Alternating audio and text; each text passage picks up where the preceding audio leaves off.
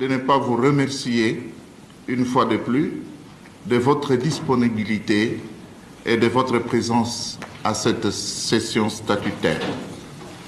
En effet, malgré nos responsabilités pastorales qui nous attendent, vous avez donné de votre temps avec beaucoup d'assiduité.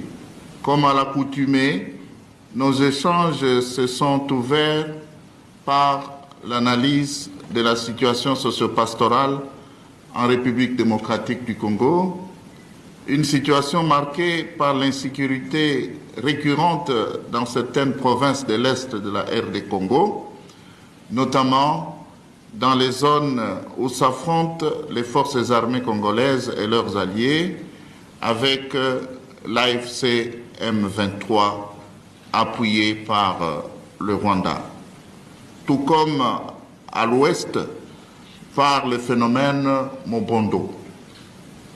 Ce comité permanent était essentiellement pastoral.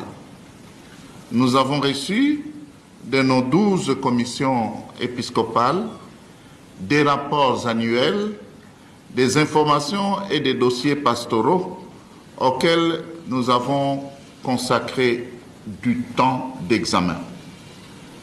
Après appréciation, nous avons décidé de transmettre pour adoption à l'Assemblée plénière les dossiers suivants. L'exhortation des consacrés sur la synodalité, l'instruction sur les filles avec grossesse dans nos écoles catholiques, les statuts des bilingues à Mwinda, les statuts des mamans catholiques.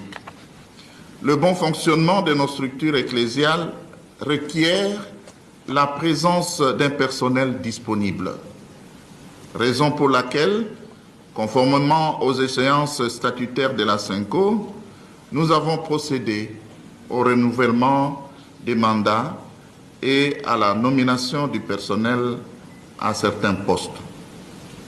Il a ainsi plu au comité permanent de renouveler le mandat du secrétaire exécutif de la commission épiscopale Justice et Paix. Éminence, Excellences, frères et sœurs, il ne reste plus qu'à vous renouveler ma profonde gratitude pour votre disponibilité, preuve de votre attachement spontané à l'Église Famille de Dieu qui est en RD Congo. Nous ne pouvons que remercier le Seigneur de nous avoir conduits et éclairés par son esprit pendant ces assises.